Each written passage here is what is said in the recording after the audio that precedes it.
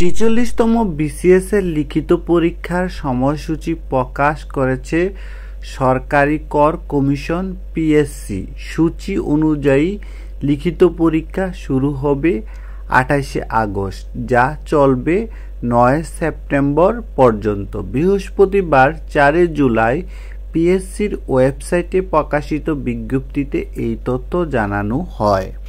এতে বলা হয়, নির্ধারিত দিনগুলোতে সকাল ১০টা থেকে প্রার্থীদের আবশ্যিক ও পদ সংশ্লিষ্ট বিষয়ের উপর লিখিত পরীক্ষা অনুষ্ঠিত হবে।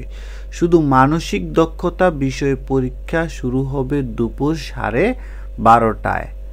বিভাগ ভিত্তিক ঢাকা, রাজশাহী, চট্টগ্রাম, খুলনা, বরিশাল, সিলেট, রংপুর ও ময়মনসিংহের একযোগে এই পরীক্ষা চলবে। পরীক্ষার হল ও আসন বিন্যাস সহ অন্যান্য গুরুত্বপূর্ণ নির্দেশনাগুলো পিএসসির ওয়েবসাইটে প্রকাশ করা হবে বলে বিজ্ঞপ্তিতে উল্লেখ করা হয়। গত ২৬শে এপ্রিল ৪৬তম বিসিএস এর প্রিলিমিনারি পরীক্ষা অনুষ্ঠিত হয়।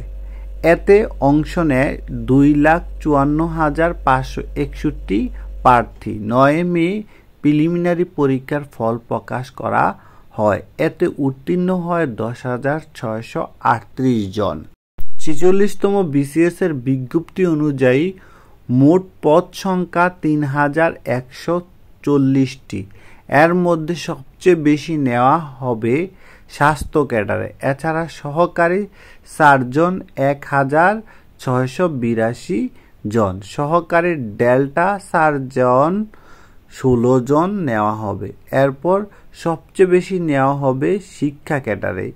বিভিন্ন বিষয়ে এই ক্যাডার থেকে বিসিএস শিক্ষায় ৫২০ জন নেওয়া হবে।